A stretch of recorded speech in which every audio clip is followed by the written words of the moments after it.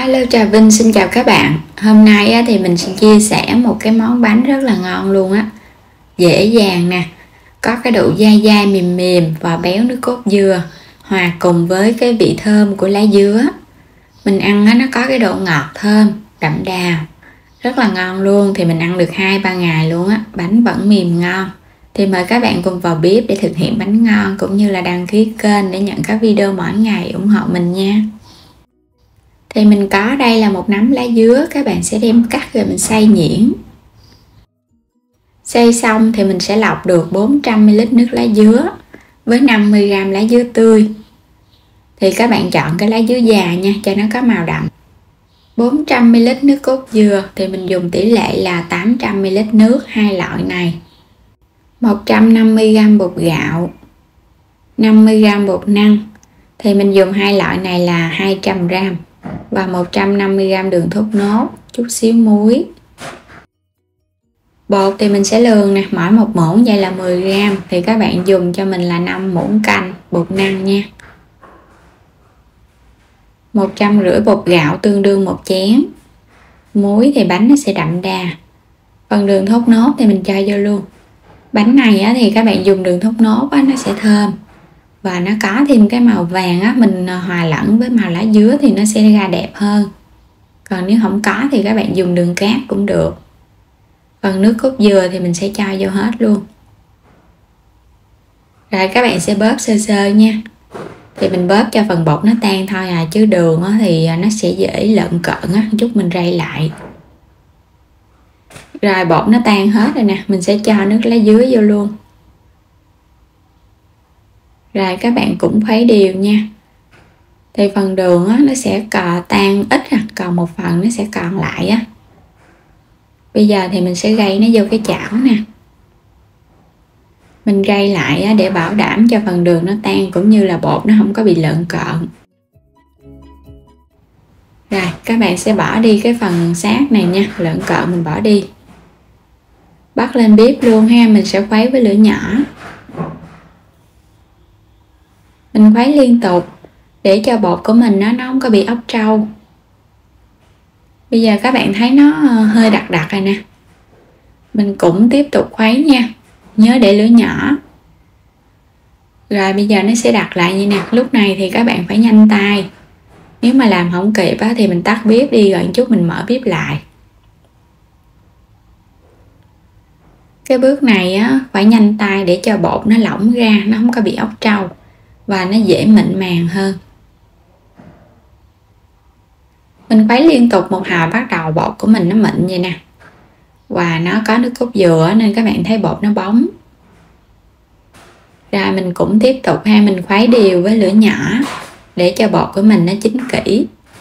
Khi mà các bạn thấy nó trong lại nha, và bột nó chảy ra là nó chín. Đây các bạn thấy nó trong rồi nè ha. Mình khuấy đến khi nào mà mình thấy nó trong thì thời gian khuấy từ lúc bột đặc cho đến chín là khoảng 10 phút nha. Và nếu kỹ hơn các bạn có thể đậy nắp lại cho nó chín. Mình chuẩn bị cái khuôn này, mình lót miếng lá chuối thoa dầu. Rồi mình sẽ múc cái phần bột ra.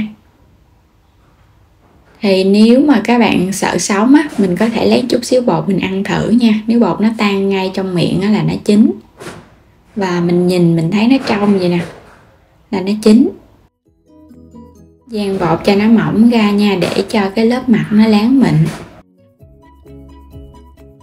Cái cách này cũng là cái cách mà mình khuấy với bánh đúc Nhưng mà mình thấy bánh đúc thì ăn nó sẽ dai. Còn bánh này thì mình ăn nó có cái độ dai và nó hòa cùng với cái độ mềm. Thì các bạn cứ làm thử đây nha. Mình sẽ thử được nhiều hương vị khác nhau. Rồi bây giờ cái mặt nó đã láng rồi nè. Mình chờ cho nó nguội xong rồi thì bánh của mình nó mới ăn được. Nó sẽ đặc lại. Thì các bạn chờ khoảng chừng nửa tiếng đến 1 tiếng là nó đặc rồi. Nếu nhanh hơn thì các bạn cho vô trong cái thau nước mình ngâm. Đây cái bánh của mình đã hoàn thành rồi nè. Mình lấy nó ra thì bây giờ mình sẽ cắt ra những cái miếng nhỏ nhỏ. Các bạn nhìn thấy giống bánh đúc nha. Và mình làm theo cái cách này á, thì mình áp dụng giữa bánh đúc gân và bánh đúc mặn. Hai công thức á, mình hòa cùng một để nó ra được cái món bánh đúc có độ mềm dai. Và mình cho vô đường thốt nốt vô trong này luôn, cùng với nước cốt dừa luôn, thì cái bánh của mình nó sẽ hoàn hảo hơn. Mình không cần phải thắng thêm nước đường và nước cốt dừa ăn riêng. Và các bạn cho nước cốt dừa vô trong bánh á, khi mà mình cắt bánh nó có được cái độ bóng và mình cảm nhận được độ béo luôn á. Đây, những cái miếng bánh rất là ngon nè, màu xanh đẹp mắt. Mình sẽ cắt ra những cái miếng nhỏ nhỏ, thì tùy theo sở thích nha, mình cắt làm sao cũng được. Mình có ăn cùng với chút xíu dừa nạo nữa nha. Thì bánh này các bạn ăn không gì rồi vẫn ngon, vì nó có nước cốt dừa rồi á. Thì mình thêm chút xíu dừa nạo nữa cho nó ngon hơn á. Cho dừa vô á, nhìn giống cái bánh tằm phai mì quá.